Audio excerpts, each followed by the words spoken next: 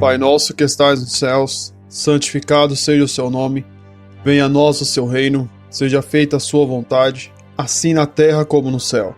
O pão nosso de cada dia dai-nos hoje, perdoe as nossas dívidas, assim como nós perdoamos aos nossos devedores. E não nos deixes cair em tentação, mas livrai-nos do mal, porque teu é o reino, poder e a glória para sempre. Amém. Soberano Deus, eterno Pai, Senhor amado, neste momento, eu venho estar, Senhor amado, te pedindo perdão de todos os meus pecados, pensamentos e obras, tudo aquilo, Senhor amado, que eu possa ter feito, que possa ter entristecido o seu Espírito Santo. Quero estar, Senhor amado, pedindo perdão ao Espírito Santo por tudo que eu possa ter feito. Em segundo lugar, Pai amado, eu venho agradecer por tudo que o Senhor tem feito em nossas vidas. Muito obrigado, Senhor amado, pelas provas e pelos testes, pelas vitórias e pelas derrotas. Por tudo, Senhor amado, que o Senhor tem nos dado e nos ensinado. Em terceiro lugar, Pai amado, vem me colocar como instrumento nas suas mãos, a qual, Senhor amado, estarei me disponibilizando para transmitir a sua mensagem, transmitir o que o Senhor quer falar para mim e também para este meu ouvinte, para essa pessoa que está me assistindo. Assim, Pai amado, como músico, utilize o instrumento de corda, de sopro ou de percussão para fazer a nota musical que ele quer ou que ela quer. Eu venho pedir ao Senhor, Pai amado, que venha usar a minha vida nas suas mãos, que o Senhor venha ser o meu músico, o meu maestro, e que saia da minha boca apenas aquilo a qual o Senhor quer, que não seja o Diego pregando, o Diego falando, mas que seja o Senhor transmitindo e fazendo a sua vontade. Então, Pai amado, neste momento, transforme, Pai amado, as palavras de hoje, o estudo de hoje, a mensagem de hoje em sementes, que venha entrar pelo ouvido de cada pessoa, venha descer para o coração e que essas sementes venham ser cuidadas pelo Espírito Santo, para que elas, Pai amado, no momento certo, criem raízes e abençoe a cada vida. É o que eu te peço e te agradeço. Venha falar conosco, Pai amado, hoje em Mateus capítulo 8, onde vamos, Senhor amado, estudar sobre a sogra de Pedro. Fale conosco neste momento, em nome do Pai, do Filho e do Santo Espírito de Deus. Amém e amém, Senhor.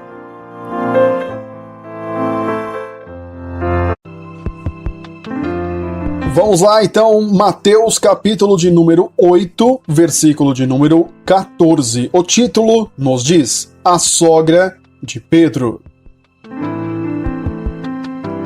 Versículo 14 diz assim: E Jesus, entrando na casa de Pedro, viu a sogra deste jazendo com febre.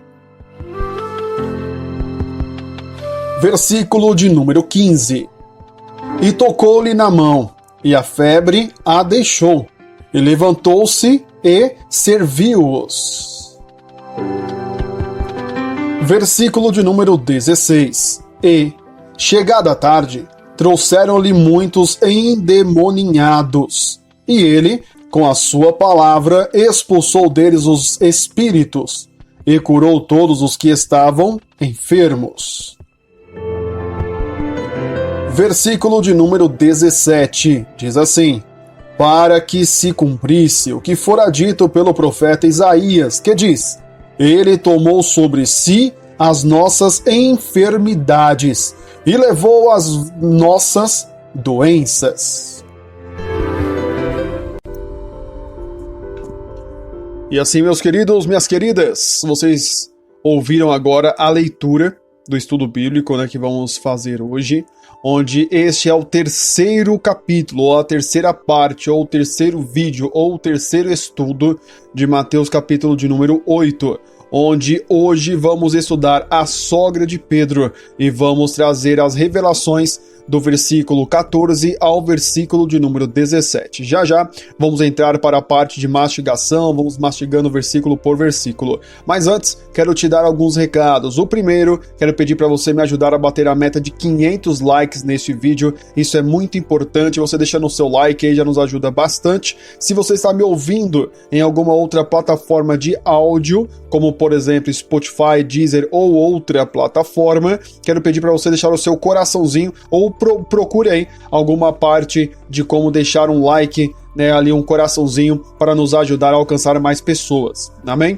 Para você que está no YouTube, quero pedir para você também deixar o seu comentário. Exato. Teve qualquer dúvida, crítica, elogio ou opinião? Deixe nos comentários a sua opinião ou a sua mensagem, que eu vou estar respondendo com todo prazer. Você sabia que o canal do projeto Quero Conhecer Jesus no YouTube posta estudos bíblicos, novos estudos todos os dias? Exato, de domingo a domingo, às 5 horas e 7 minutos, exato, 5 da manhã e 7 minutos, postamos novos estudos bíblicos aqui no canal. Por isso, se você quiser ser avisado pelo YouTube, para você que já está no YouTube, clica no botão inscreva-se, clica no sininho e depois clique em todas. Assim, o YouTube vai estar te avisando sempre que sair vídeos novos aqui no canal. Para você que não está no YouTube, quando você tiver um tempo livre, corre lá no YouTube e pesquise Projeto Quero Conhecer Jesus e você vai encontrar os nossos estudos bíblicos. Amém?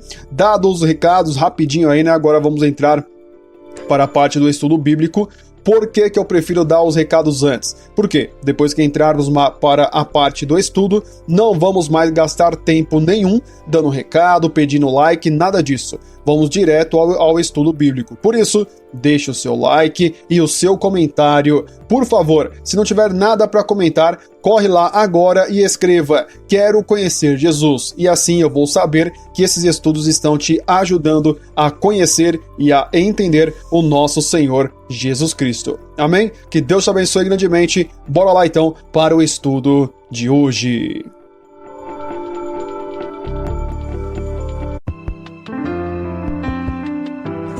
Mateus, capítulo de número 8, versículo de número 14. Primeiro vamos ao título, né? Que diz, a sogra de Pedro.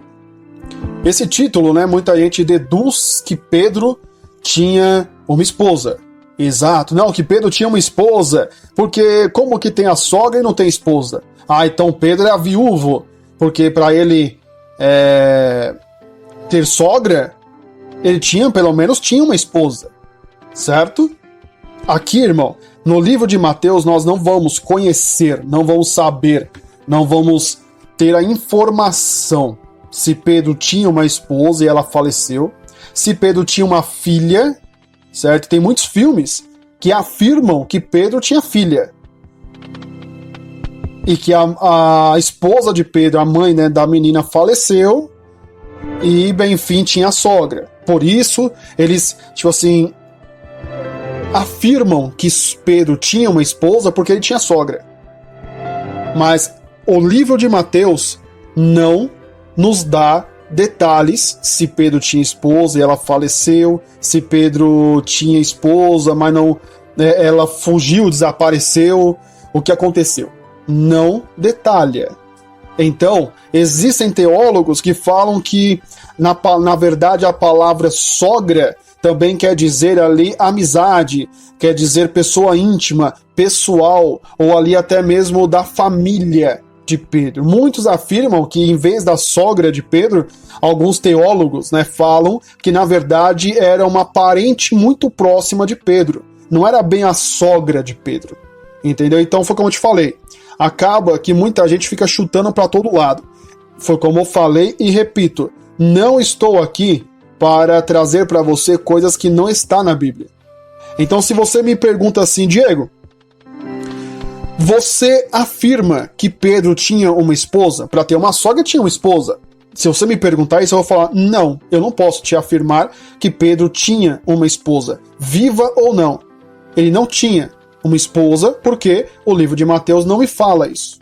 E eu não posso trazer para você o meu achômetro. Não estou aqui para ensinar você sobre o meu achômetro, o que eu acho sobre a passagem que estamos pregando, ou ensinando, ou estudando. Ok? Então, a sogra de Pedro. A Bíblia não afirma que Pedro tinha uma esposa. Não afirma.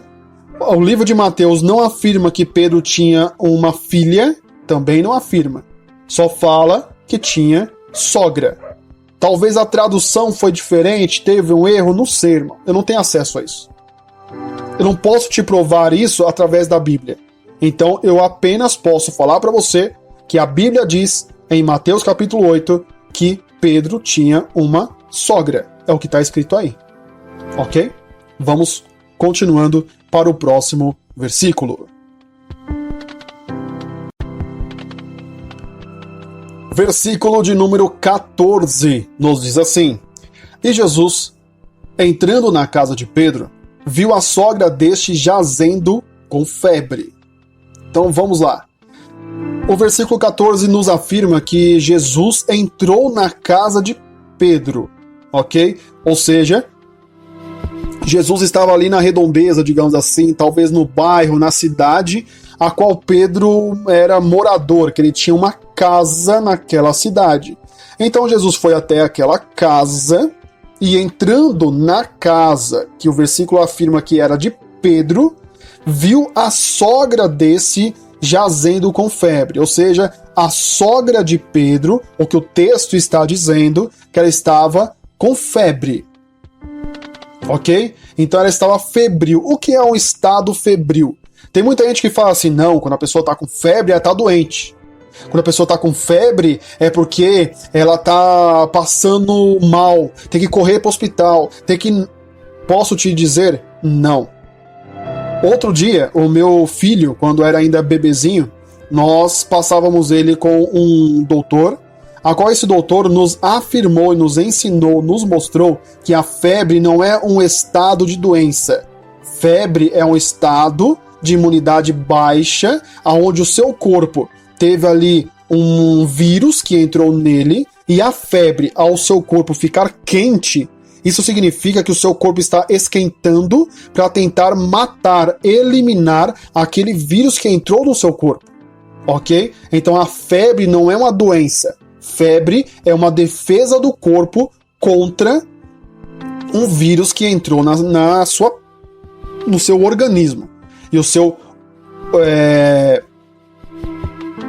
corpo, como defesa, vai tentar eliminar este vírus. Então eu posso afirmar, Diego, que a sogra de Pedro estava doente? Não. Por quê? Estar com febre não significa que você está doente. Significa que o seu corpo está reagindo, tentando levantar as defesas para eliminar, matar, expulsar um vírus que entrou na sua vida. Pode ser gripe, por exemplo. Você adquiriu o vírus da gripe, o seu corpo naturalmente vai esquentar, vai dar febre para expulsar, eliminar, matar aquele vírus. Então eu posso falar que a sogra de Pedro estava doente, à beira da morte, como eu já vi pregadores falando que sogra de Pedro estava à beira da morte. Se Jesus não expulsasse a febre dela, ela chegaria ao óbito. Eu posso afirmar isso? Não, porque febre não é doença. Febre é uma defesa do corpo humano. Entendeu? Então, a sogra de Pedro estava à beira da morte, irmão? Não, não estava. Estava lutando contra um vírus que entrou no corpo dela. Ok? Então, o versículo 14 nos afirma: Jesus entrou na casa que pertencia a Pedro. O final do versículo diz que Jesus viu a sogra de Pedro e ela estava com febre, jazendo, né? Que significa estar, ou estava, digamos assim, deitada, ou estava ali mole, porque quando você tem febre você fica mole, você não fica normal, você fica meio mole, meio cansativo, meio desanimado, meio cabisbaixo. Então ela estava dessa forma, porque estava com febre. Tudo isso é o versículo de número 14, ok? Vamos ao próximo. Versículo de número 15 de Mateus 8 nos diz assim: E tocou-lhe na mão, e a febre a deixou, e levantou-se e serviu-os. Então no versículo 14, Jesus entra lá, viu a mulher com febre. Jesus chegou nela, tocou na mão da mulher, e a febre a deixou. Ok?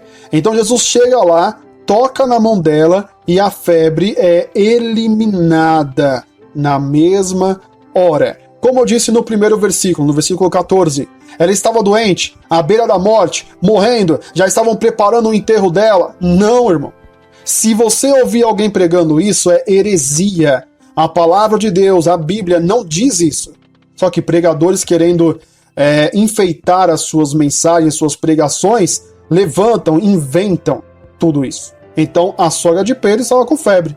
Jesus chegou ali, tocou nela, repreendeu a febre e com certeza o vírus que a febre estava tentando eliminar também foi eliminada junto, certo? Então Jesus foi lá e curou a mulher dessa febre, digamos assim, esse momento de defesa, né? Um momento mole que ela estava, meio cansativa e tudo mais.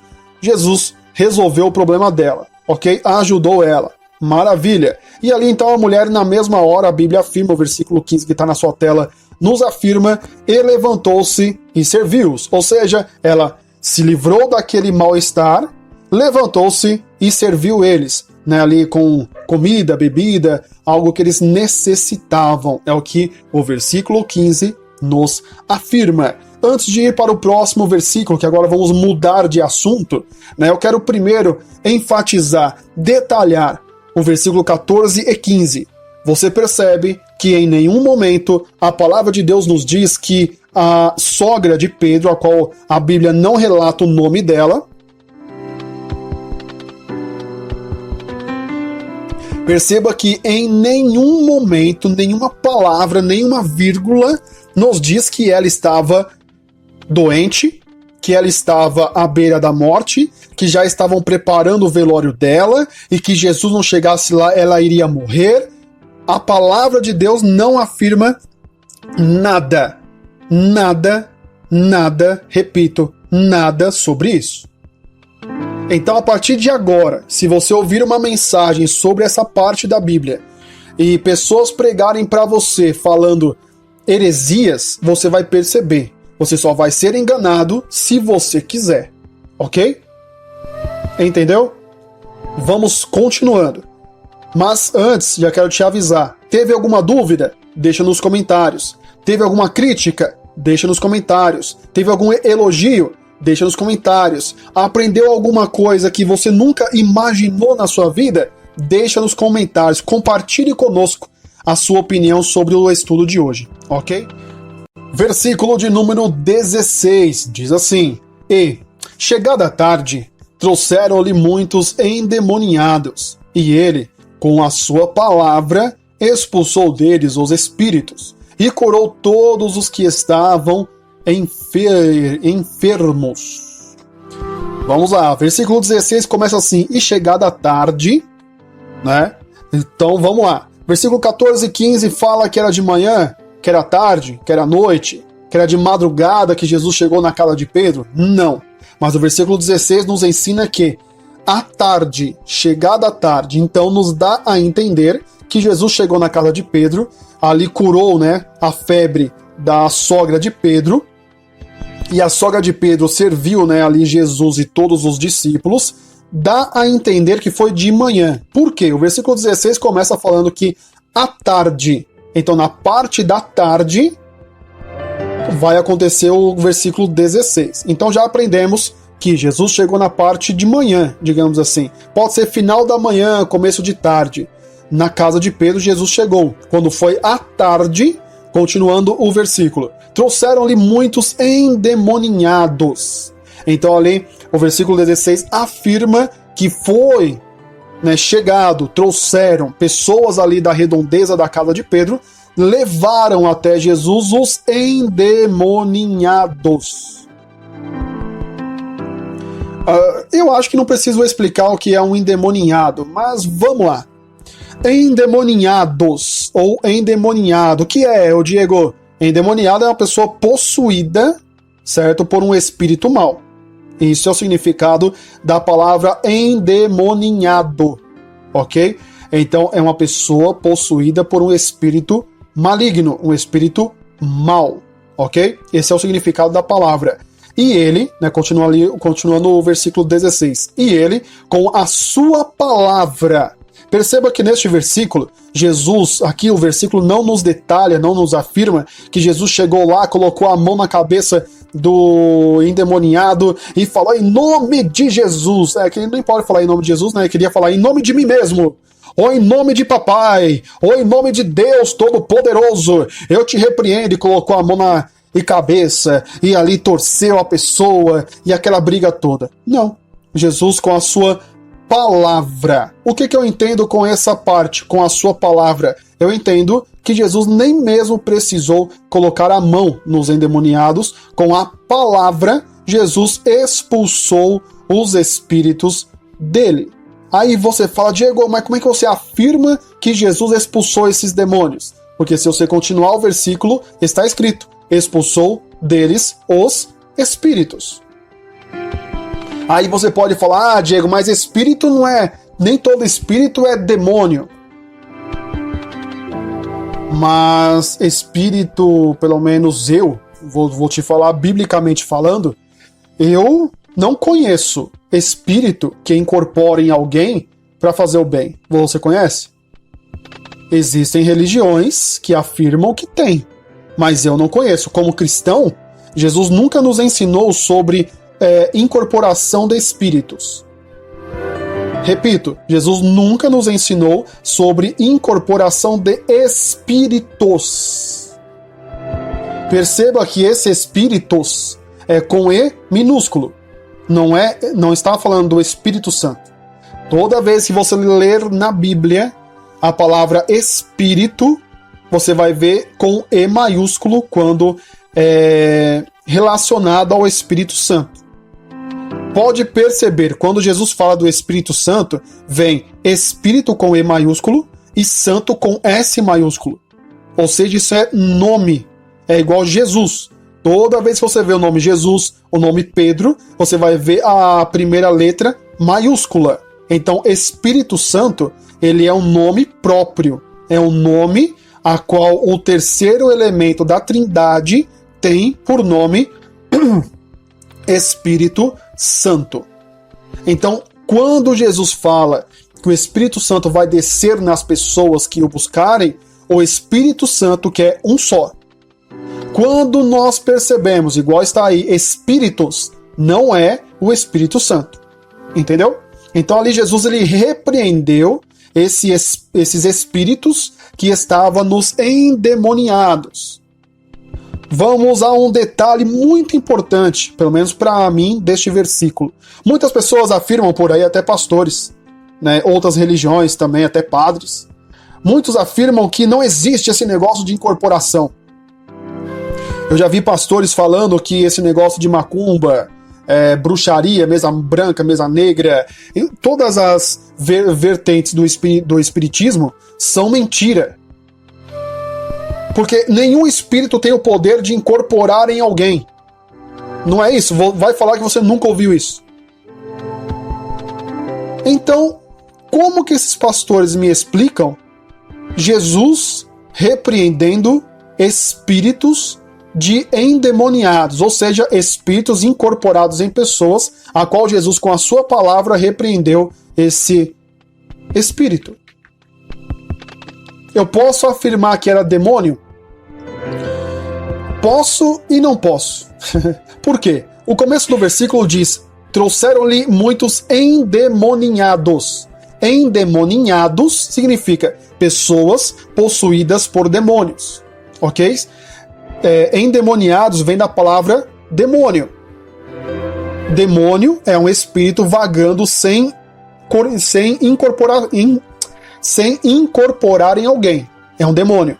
Quando esse demônio incorpora em alguém, esse alguém se transforma em um endemoniado. Isso me afirma que as pessoas estavam com demônios nos seus corpos, no seu corpo, ok? Esses demônios, eles também são chamados de espíritos, porque o demônio, ele é um tipo de espírito. O que mais é espírito, Diego? Anjos são espíritos, ok? Mas anjo incorpora em alguém? Tem umas religiões loucas aí que estão falando, né? Que o anjo Gabriel incorporou no cara lá, o anjo Miguel incorporou no cara não sei o quê. Eu já vi apóstolos aí falando, não, que o anjo Miguel está aqui comigo e eu vou mandar ele até a sua casa para repreender os demônios que estão aí. Hã? Qual é a base bíblica que você tem para falar que eu posso mandar num anjo? Que o anjo Miguel está aqui, sendo que o papel do anjo Miguel não é de anjo da guarda. Anjo Miguel não é para isso. Anjo Gabriel não é para isso. Ele tem uma missão específica. Mas anjo também é um tipo de espíritos, ok? Então essas pessoas que Jesus repreendeu o demônio estavam endemoniadas. Diego, você afirma isso? Sim, baseado na palavra endemoniados, ok?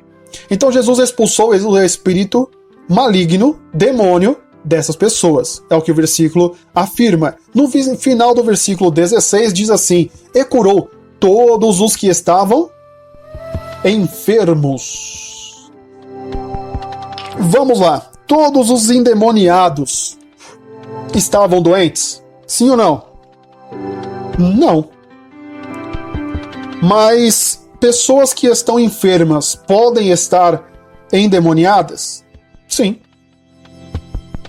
Ou você nunca ouviu dizer, ou nunca pesquisou, ou nunca falaram pra você: olha, fulano de tal fez um trabalho lá com o macumbeiro, pai de santo fulano de tal, pra destruir a vida da ciclana, pra ela ficar doente.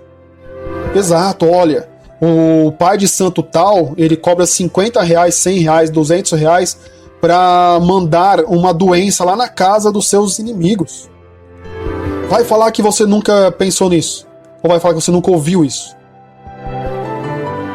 Então, uma enfermidade, também podemos colocar que ela é algo espiritual. Nos dias de hoje, nós temos doenças que as pessoas falam que são doenças espirituais, ok? Por exemplo, doença de pânico. A pessoa tem pânico. Pânico de carro, pânico de trânsito, pânico de transporte público, pânico de estar em lugares cheios, pânico de estar em lugares fechados. Cada lugar desse tem um nome diferente, mas não deixa de ser um pânico, um susto, um medo que a pessoa tem, ok? Então isso também é um tipo de espírito, pode ser uma doença espiritual. Quando você vê alguém falando doença espiritual, ou seja, uma doença do espírito, é um problema espiritual que você tem e que esse problema espiritual está encarnando na sua vida material. E você pode ficar doente, desanimado, pensar até em suicídio por causa de problemas espirituais. Então, quando eu vejo Jesus repreendendo, ou curando enfermos, eu posso te afirmar que existe enfermos espirituais e enfermos físicos. Por exemplo, uma pessoa que nasceu cega, ela é um enfermo físico ou um enfermo espiritual? É óbvio que ele é um enfermo físico. Se você falou espiritual, tá errado. Físico, porque você nasceu cego. Então você nasceu cego e por causa disso você tem uma doença física. Agora, você muitas das vezes viveu 5, 10, 15, 20 anos da sua vida e enxergava muito bem. E depois você desenvolveu uma doença de cegueira. Você ficou cego. Ah, então, Diego, se acontecer isso, tudo isso é problema espiritual? Não. Existem problemas espirituais que podem acarretar na cegueira ou em qualquer doença. Mas nem todas as doenças físicas são doenças que veio ou foram causadas do mundo espiritual, ok? Então vamos lá, tem gente que pode fazer sim um trabalho, oferecer algo para um demônio, para esse demônio colocar uma doença na sua vida, pode acontecer, mas nem tudo é demônio. Existe também, por exemplo, você não se alimenta bem, você come gordura, você come muito sal, muito açúcar, muito refrigerante, você toma muito refrigerante, come coisas que não deve. Não se alimenta bem, não come fruta, não come alface, não come legumes, não come salada, não toma água, nada disso. E você ficou com uma doença. Por exemplo, falta de água, você vai ter uma doença, por exemplo, pedra no rim, que fala, pedras lá. Então, por falta de água. Eu vou falar pra você que a culpa é espiritual? Não, a culpa é sua. Você não cuidou do seu corpo. Então existem doenças e doenças. Tipos de doença. Então Jesus foi ali, todos que chegaram até Jesus foram curados dessas enfermidades. Ok? Vamos para o próximo versículo? Vamos lá, mas antes, vamos recapitular o versículo 16. Então vamos lá. Chegada a tarde, trouxeram endemoniados, trouxeram pessoas que estavam doentes até Jesus, e Jesus curou e expulsou todos os demônios dessas pessoas que chegaram até Jesus. Uma curiosidade sobre esse versículo: perceba que as pessoas vieram até Jesus. Pessoas buscaram Jesus. Pessoas se interessaram por Jesus. Pessoas quiseram aprender sobre Jesus, conhecer Jesus, porque eles sabiam que Jesus poderia ajudar eles. E quando eles chegaram até Jesus, o que aconteceu? Receberam a cura. Você, amigo, quer mudar de vida? Quer transformar a sua vida? Quer sair dos problemas que você tem? Jesus ele não vai resolver os seus problemas, mas Jesus ele vai te ajudar a tirar você desse problema. Jesus ele pode te curar. Jesus ele pode repreender o demônio de você. Mas aí você fala: Diego, mas aonde que eu encontro você? Como é que eu posso te achar, Diego, para você colocar a mão na minha cabeça e repreender o demônio? Desculpa eu te dizer, mas eu não vou fazer isso. Por quê? O Jesus que eu prego aqui, ele está do seu lado aí. O Jesus que eu prego aqui, ele está dentro do seu quarto. Jesus disse: vai pro quarto. Converse com seu pai, com Deus, né? Seja sincero com ele. Faça jejum. Leia a palavra. E eu estarei contigo no caminho. Eu vou estar com você. Jesus diz, né, lá no livro de Mateus: pegue a sua cruz e vem comigo. Siga-me. Pegue o seu problema e vem comigo. Vamos andar juntos. E para você andar junto com Jesus, você tem que orar, jejuar e ler a palavra de Deus. Ok? Faça a sua parte. Comece a se esforçar mais. Tá bom? Pense nisso. Não seja enganado. Não permita que pessoas te enganem. Amém? Vamos ao versículo 17 e último de hoje? Vamos lá. Versículo 17 do livro de Mateus, capítulo de número 8, versículo 17, diz assim, ó: para que se cumprisse o que fora dito pelo profeta Isaías, que diz: ele tomou sobre si as nossas enfermidades e levou as nossas doenças. Esse versículo é muito interessante, muito interessante. Vamos lá.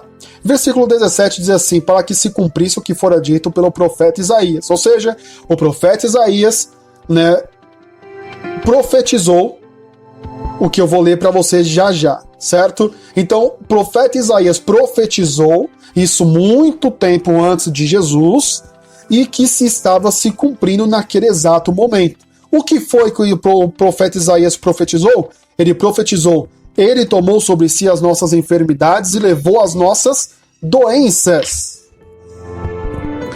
Você já ouviu aquela expressão assim: Jesus morreu por você, Jesus morreu pelas suas enfermidades, Jesus morreu pelas suas doenças? Sim ou não? Já ouviu? Mas me mostra um versículo que afirma isso. Eu posso dizer para você que Jesus aqui nessa passagem bíblica nos afirma que ele está vivo. Jesus está vivo. Mas o que significa então a profecia do profeta Isaías? Significa assim, ó: ele tomou sobre si as nossas enfermidades. Ou seja, você estava enfermo, as pessoas estavam enfermas, Jesus chegava ali, colocava a mão, ou nem colocava a mão, só falava e a pessoa era curada. Então isso significa o quê? Ele tirava a doença de você e colocava nele? Não. Ele tirava a doença de você e eliminava ela.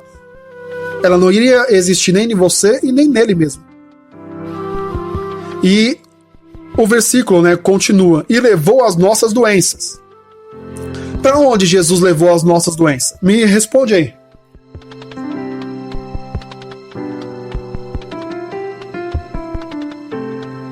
Jesus tomou sobre si as nossas enfermidades.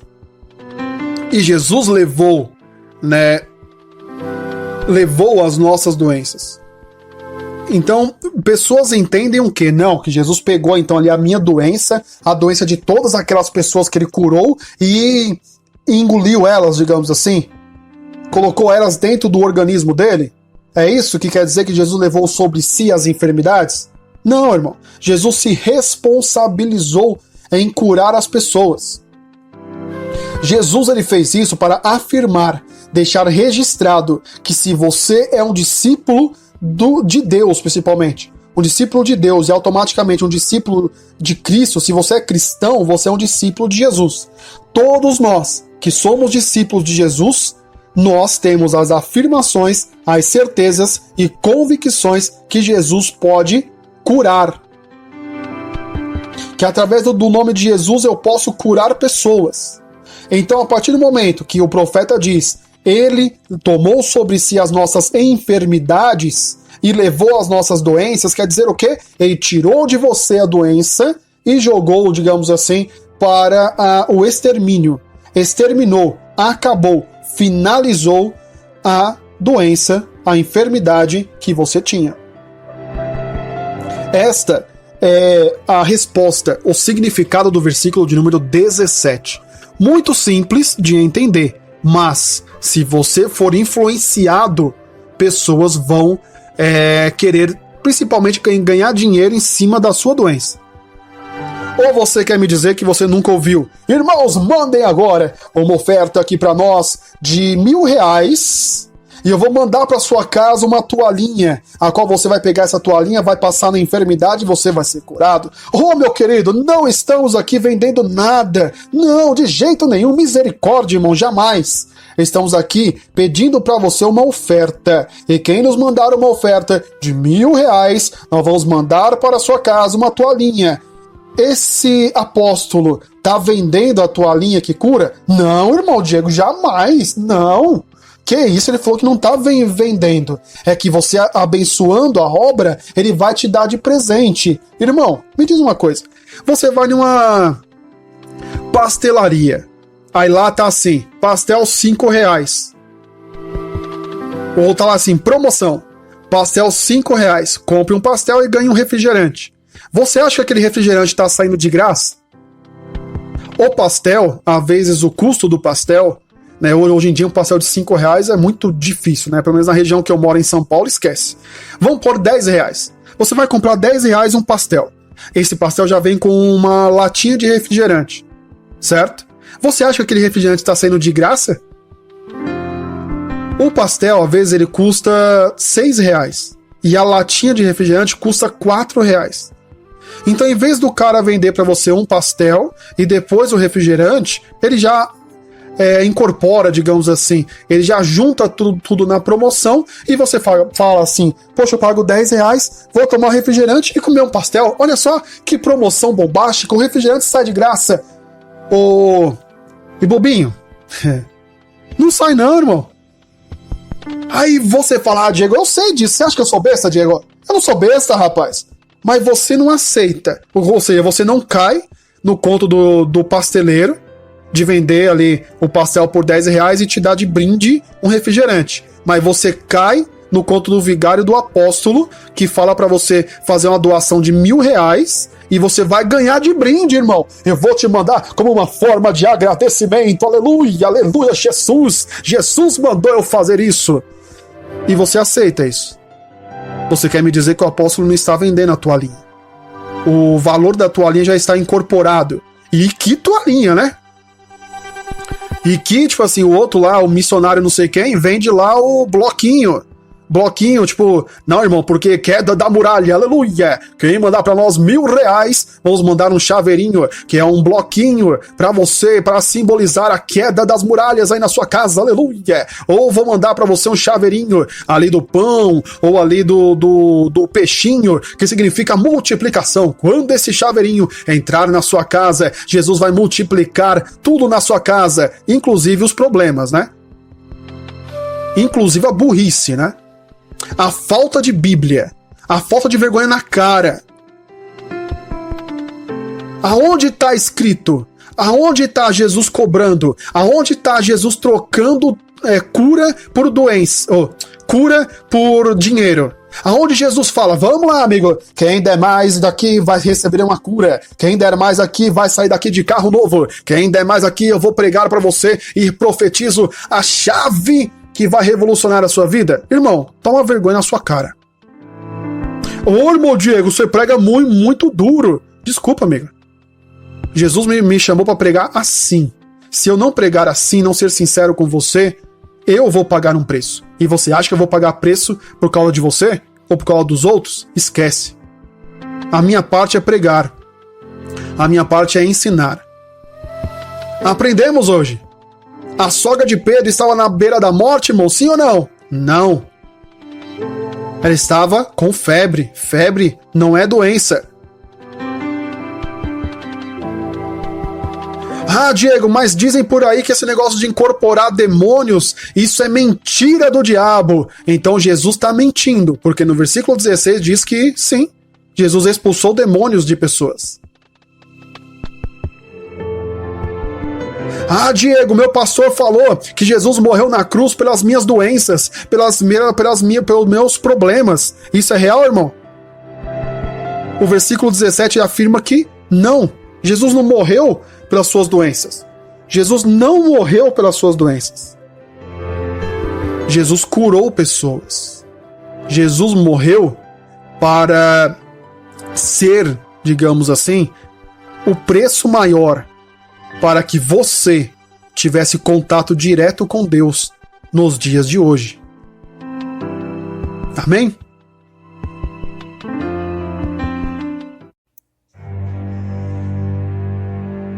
Pai nosso, que estais nos céus, santificado seja o seu nome, venha a nós o seu reino, seja feita a sua vontade, assim na terra como no céu. O pão nosso de cada dia nos dai hoje, perdoe as nossas dívidas, assim como nós perdoamos aos nossos devedores, e não nos deixes cair em tentação, mas livrai-nos do mal, porque teu é o reino, poder e a glória para sempre. Amém. Soberano Deus, eterno Pai, Senhor amado, neste momento, eu venho agradecer ao Senhor por mais esse estudo bíblico, por mais este momento, Senhor amado, que nós tivemos em aprender do Senhor, em aprender a sua palavra, em aprender, Senhor amado, um pouco mais as revelações hoje de Mateus capítulo 8, onde estudamos a sogra de Pedro. Senhor, muito obrigado pelas revelações, muito obrigado pelos ensinamentos. Nós aprendemos muito com a passagem de hoje. E eu quero pedir ao Senhor que venha levar, Pai amado, este estudo bíblico, esses versículos para os 4 cantos do planeta, onde, Senhor amado, pessoas precisam ouvir. E essas pessoas que ouvirem, elas, Pai amado, vão ouvir, e eu tenho certeza que o Espírito Santo vai transformar essas palavras em sementes, onde as palavras entrarão pelo ouvido das pessoas e descerão aos seus corações, e essas sementes no momento certo vão criar raízes e vão se transformar em frutos, e essas pessoas serão bem-aventuradas, serão abençoadas, serão transformadas e também serão árvores para dar frutos e gerar frutos e alimentar pessoas neste mundo de fome espiritual que tem em todo o mundo. O segundo pedido que eu faço ao Espírito Santo, eu acredito e tenho fé que o Senhor Espírito Santo pode transformar este áudio, este vídeo, estes versículos, este estudo de hoje que foi gravado em português. Eu tenho certeza que o Senhor pode transformar este estudo em qualquer outro idioma. Então venha levar, Senhor amado, essa palavra, essa mensagem, este estudo aos 4 cantos do planeta, no idioma original de cada ser humano. Porque, Pai, nós temos 8 bilhões de pessoas que precisam e necessitam conhecer ao Senhor. Então venha levar, Pai amado, essa mensagem, a palavra de hoje, que não é a minha voz indo até os ouvidos, mas sim o Senhor sendo transmitido através de um instrumento. Então, Senhor amado, que o Senhor faça a sua vontade. A minha parte foi feita, mas o estudo está concluído. E o Senhor, eu acredito e peço que o Espírito Santo venha fazer a parte dele e convencer pessoas que elas precisam e necessitam ouvir e aprender sobre o Senhor Jesus. Então, Pai amado, neste momento venha estar abençoando. E eu te agradeço em nome do Pai, do Filho e do Santo Espírito de Deus. Amém e amém, Senhor. E assim, meu querido, minha querida, que Deus te abençoe grandemente. Agradeço ao Senhor por mais este estudo bíblico. Agradeço a você que chegou até aqui. Para você que está ouvindo apenas esse trechinho, né, da oração, esta oração faz parte do estudo bíblico de Mateus capítulo 8, a sogra de Pedro. Para você que está ouvindo, né, o estudo bíblico completo, que Deus te abençoe. Quero pedir para você deixar o seu like, me ajudar a bater a meta aí de 500 likes neste estudo bíblico. Me ajude a alcançar mais pessoas e a evangelizar mais irmãos e irmãs. Para você também que está me ouvindo, me assistindo pelo YouTube, deixe nos comentários a sua dúvida, crítica ou elogio, que vai ser um prazer te responder. Tá bom? Que Deus te abençoe grandemente. Até o próximo estudo. Para quem está no YouTube, apareceu na tela aí mais 2 vídeos. Clica aí e vem comigo para mais um estudo bíblico do projeto Quero Conhecer Jesus.